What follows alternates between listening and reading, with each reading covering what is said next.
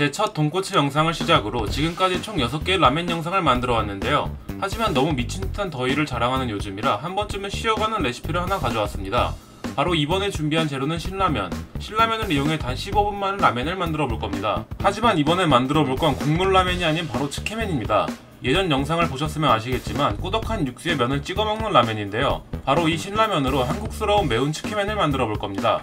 일단 사골 육수를 절반가량 졸여줄 겁니다. 어머니가 해놓으신 사골국이 하얗게 굳은 걸 보신 적 있을 텐데요. 바로 뼈에 함유된 젤라틴 성분 때문에 젤리처럼 굳게 되는 것입니다. 그래서 젤라틴의 끈적한 특징을 이용하기 위해 육수를 졸여 꾸덕하게 만들어줄 겁니다. 이제 여러가지 간을 해줄 겁니다. 일단 설탕과 간장을 넣어 색깔을 맞춰준 후 신라면 스프를 몽땅 때려 넣어줍니다.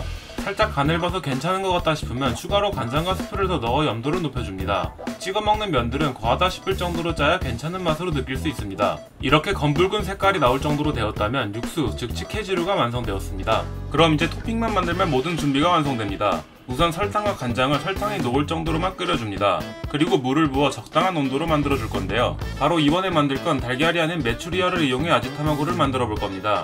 평소라면 메추리알을 직접 삶아 노른자가 흘러내리게 만들었겠지만 오늘은 제품을 사용해 만들 겁니다. 이렇게 삶아져 있고 심지어 다 까져 있는 메추리알에 간장물을 부어 반나절 정도 재워주면 완성. 완숙인 게 아쉽지만 간편한 게 최고 아닐까요? 이제 고기 차슈도 하나 곁들여 봐야겠죠? 바로 소시지와 베이컨입니다. 아무래도 상당히 짠 육수에 찍어 먹는 음식이기에 이 토핑들의 간을 쫙 빼줄 겁니다. 소시지를 뭐하러 삶아라고 하실 분이 계시겠지만 유럽에는 소시지 삶은 물로 리조또도 만들 정도로 보편화된 조리 방법입니다. 소시지 하나로 간편하게 육수와 단백질까지 아주 일석이조이죠. 소시지는 3분, 베이컨은 30초가량 데쳐주면 토핑들이 완성됩니다. 아주 소시지가 뽀득뽀득한 게 케찹 발라 먹고 싶은 맛입니다.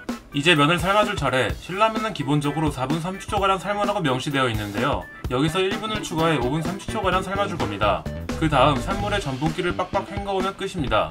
이제 그릇에 면을 예쁘게 정돈해 담아주면 되는데요. 면을 한 움큼 집어 주변에 자잘한 면들을 쭉 뽑아내면서 정리하면 예쁘게 담아낼 수 있습니다.